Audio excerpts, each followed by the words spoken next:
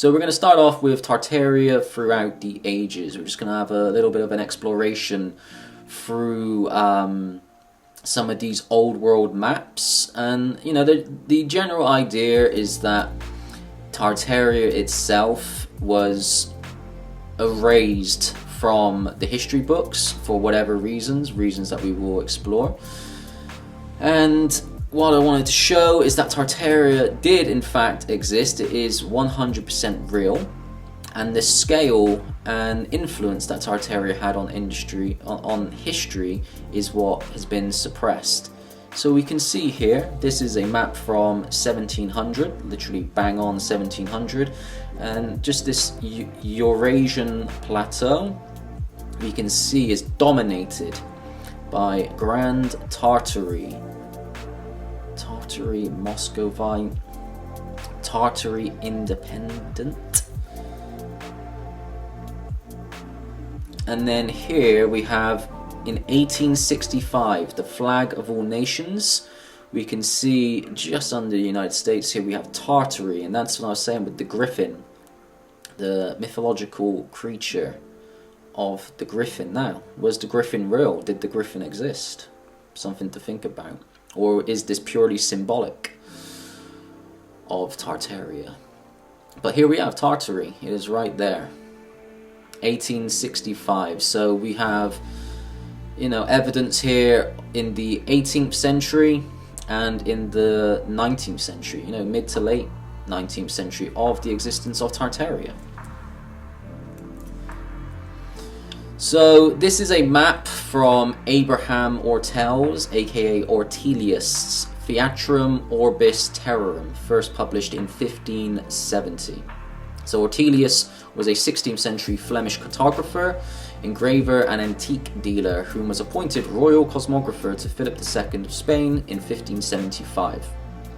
Theatrum Orbis Terrarum, which translates to Theatre of the Countries of the World, is noted to be one of, if not the, most successful books of the 16th century, being the first modern atlas of the world. Ortelius was best buds with another famous Flemish cartographer by the name of Gerardus Mercator.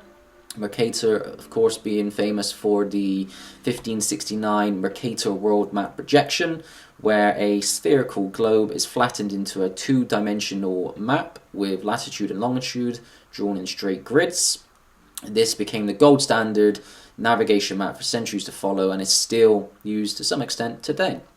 And what we can see here, as we explore this map in a little bit more detail, is that, again, Tartaria. So this is early 16th century, well, this is 16th century, mid to late 16th century. We have Tartaria right here. And what we see, and I'll show you on the next slide, these little red blotches are actually little depictions of like castles or kingdoms, like big citadels, which we will show in more detail in just a minute. But also, just a note of America here. Chilaga, that's where Chicago is today. I think that's very interesting. We have Florida. So this would have been like 100, just under 100 years after supposedly Columbus discovered America. Obviously we know that he wasn't the first to discover America. It's all just fantasy and propaganda, but still the official narrative. And then we can see that around the coasts we have like these numerous kingdoms or cities, or at least occupied inhabitants of this area. And then what we see here as well is this mass area which would be referred to as the West and Midwest of North America, that's completely empty. And this is the area that Fomenko said that this Slav Turk Empire would have occupied. So anyway, I just wanted to show you this, so just thought that was interesting to see.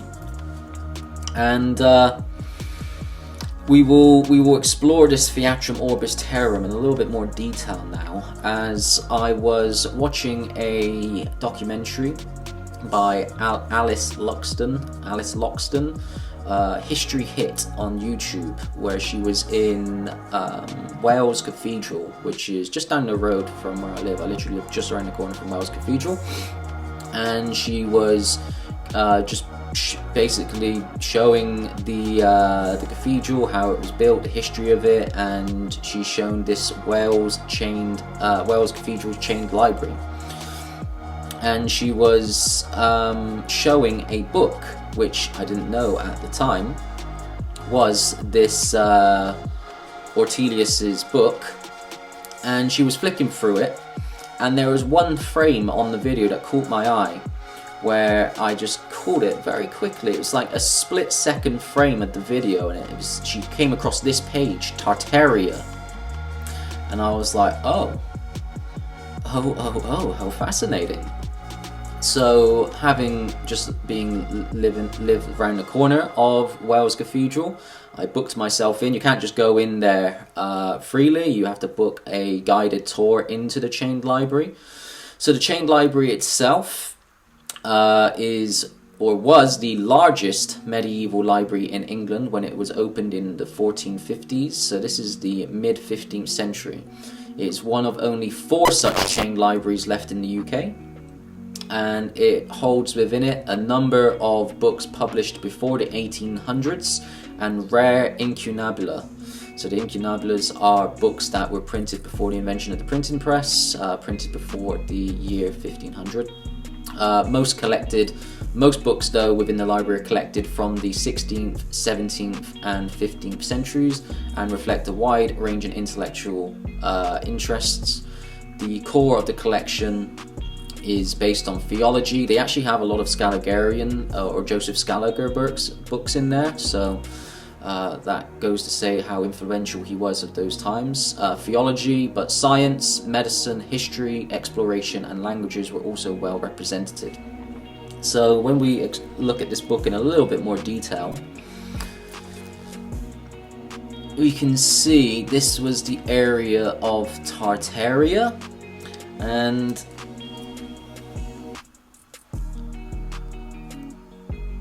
we see here the Magnus Sham, which was the ruler of Tartaria, which it outlines here. So this is a photo I took of the page, and it's all in Old English. So actually you can see here that they've been blotched out for whatever reason. You can see like little spires coming off, almost like they're castles, kingdoms. Magnus Sham. And being in Old English, in order to understand it, I had it translated, and basically what this page says in summary is that the vast region, part of the mainland, is now called Tartaria. It is between the East Sea and stretches south to the lands of China, India and further west beyond the river Ganges. At one time, all the regions inhabited by the Tartars were called Sarmatia of Asia. However, in later writings, this country is now understood to be Scythia, and even more broadly, Cathay. The name of the nation was unheard of in Europe before the year 1212. Now, 1212 is a date that we will revisit at a latter stage on this part 1 of the presentation, but also in part 2. It's a very important date, for reasons to be disclosed later. They are divided into tribes instead of cities or provinces, and these tribes, like clans, often move far apart. The people do not settle in one place. They move from one area to another, choosing wide plains and pastures areas to live off. They are described as large, with broad faces, stern expressions and untrimmed beards, which they never cut. They are quite independent and not very respectful of authority. The Great Sham. Every time I hear Sham, I just think of like some Alex Pereira type character. Shama, just with a big Tartar hat on, who rules here. Has an impressive palace and guard of 12,000 soldiers on duty. It is described as a magnificent city known as Aquinsay, which means the city of heaven. The Tartars called their ruler Sham, which means prince. The term is equivalent to prince or ruler. And in 1247, the Pope sent 2 friars, instructing them to visit and record the manners and customs of the Tartars.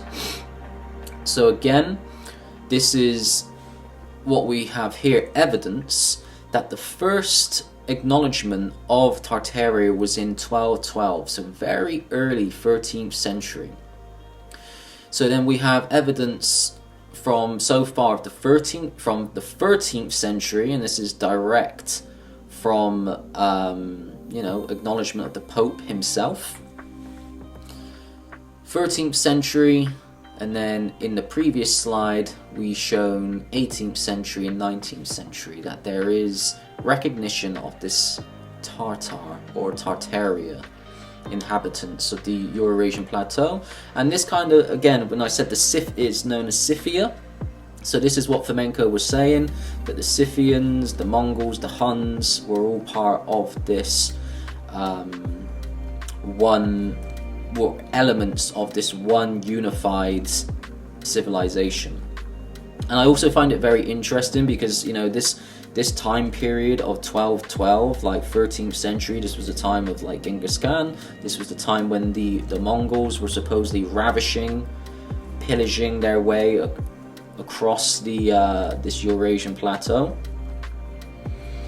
And it makes you think, because when you look at depictions of Genghis Khan, of who he really was, the real history surrounding him, when you look at Asian depictions of him, like artistic depictions, he has Asian features, he looks Chinese, he looks Mongolian. But when you look at other depictions of him that aren't shown in the history books, he's a red-haired, green-eyed Caucasian giant. And that kind of is backed up when you look at this little picture here of the Shama. You know, he looks white. He looks white, and he's got like red hair.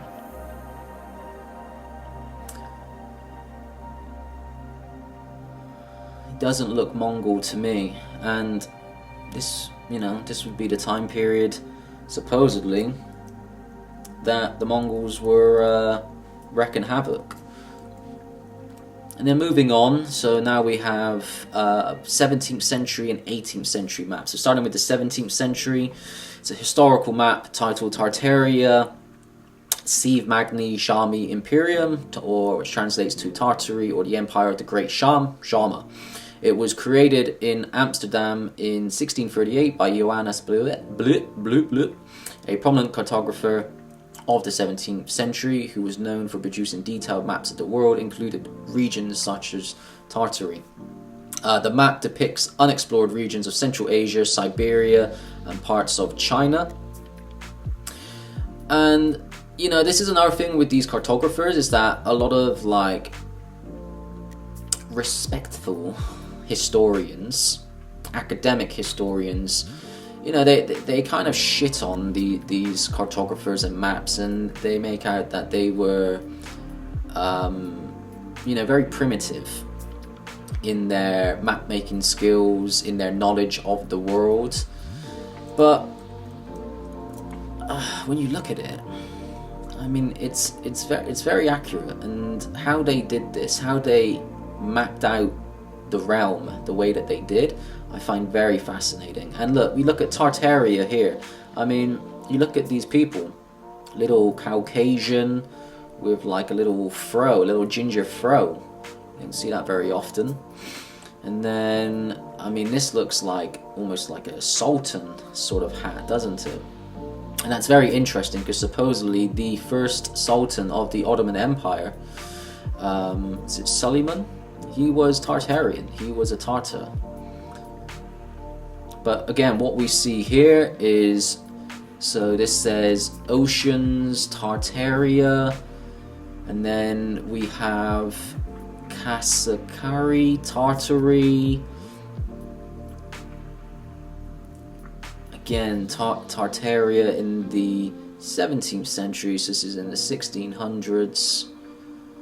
Again, just taking up the whole of this Eurasian continent.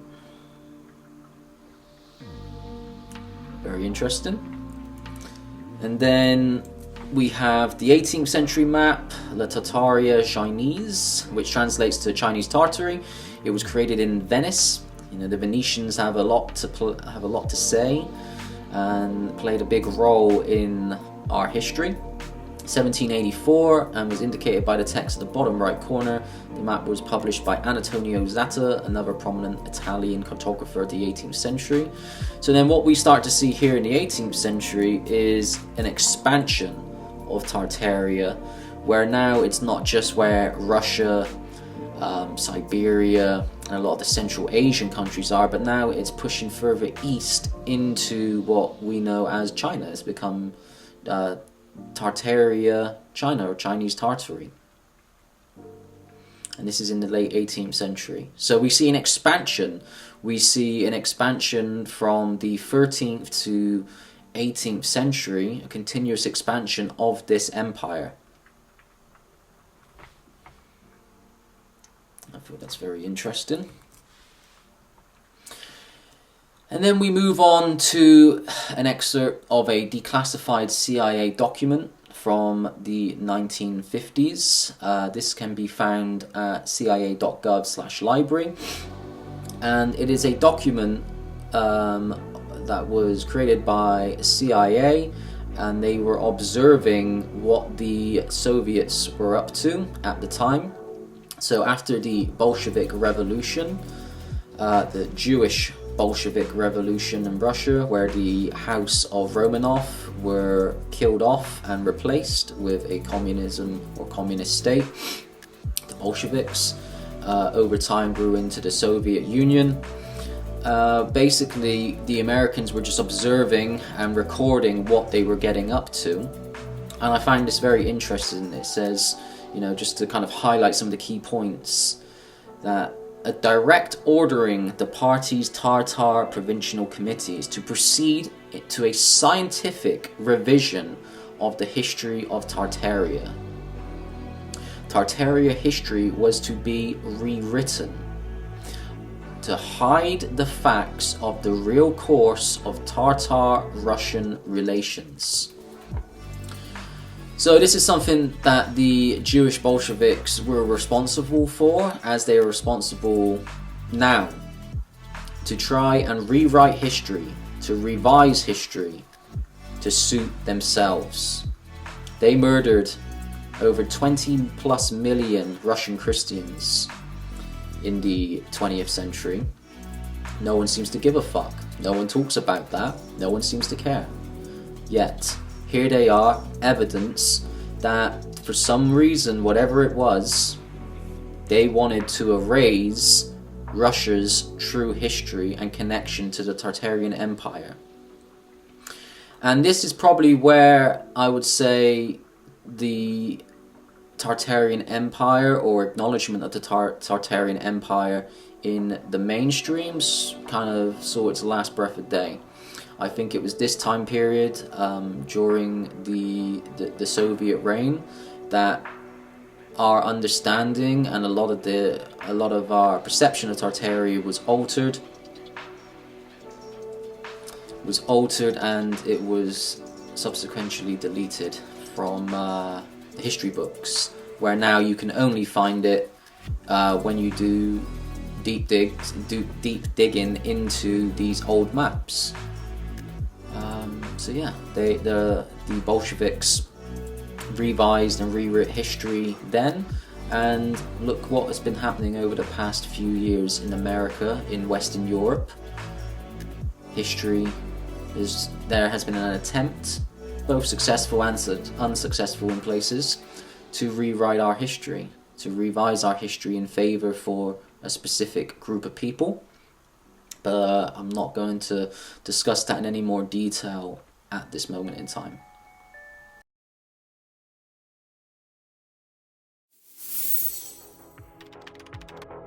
If you enjoyed this presentation and feel inspired to support both yourself and this channel, then head over to primalalchemy.co.uk. Awaken your potential with the world's only visionary health brand.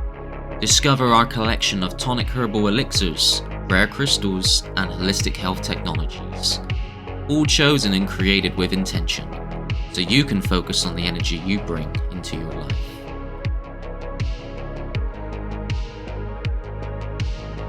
Whether you're grounding yourself, seeking clarity, or elevating your routine, Primal Alchemy supports every step of your journey.